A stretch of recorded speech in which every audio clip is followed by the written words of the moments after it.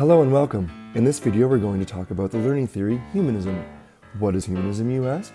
Well, in the textbook Adult Learning, Linking Theory and Practice, humanism is the assumption that human beings have potential for growth and people are free to make choices that determine their behavior.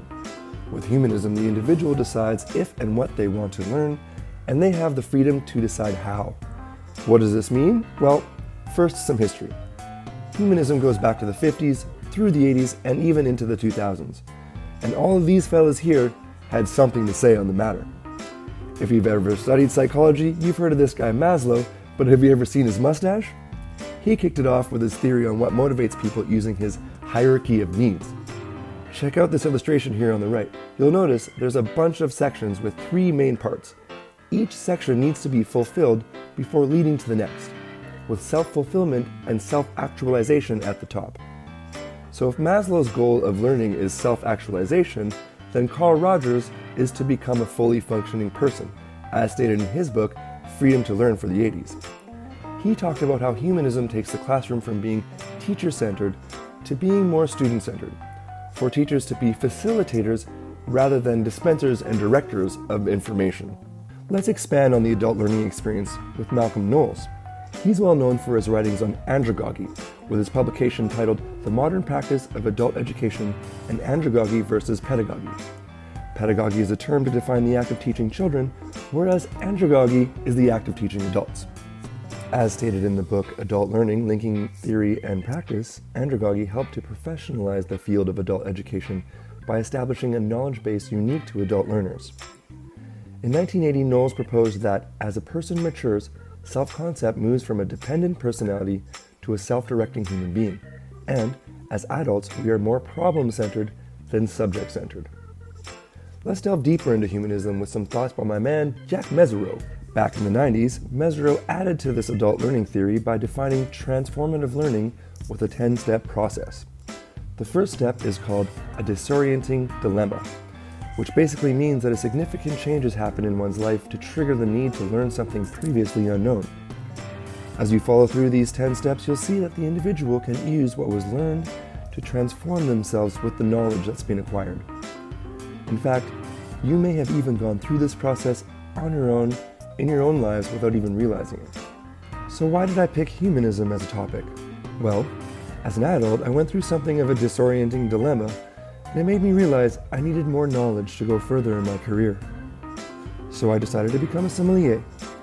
Yes, there's a lot of memorization and traditional learning methods that you may need to pass your multiple choice exams. But the act of wine tasting, describing what your senses are experiencing, is far too subjective for traditional teaching methods. Instead, we relied heavily on group learning exercises with a knowledgeable teacher to facilitate and, most importantly, to participate in discussions rather than just lecture participants. Much of what we learned was self-initiated, self-directed, self-evaluated, and in the end, a feeling of personal transformation took place, leading us to the role of the learner. The role of the learner is to be personally involved, self-initiated. While stimulus comes from the outside, a sense of understanding comes from the inside. It is self-directed. As adults, we are often left to our own decisions on whether we need personal development and or want to pursue knowledge further. The next step, the evaluation process, you're checking in with yourself. Are you learning anything? Is it what you need or want to learn?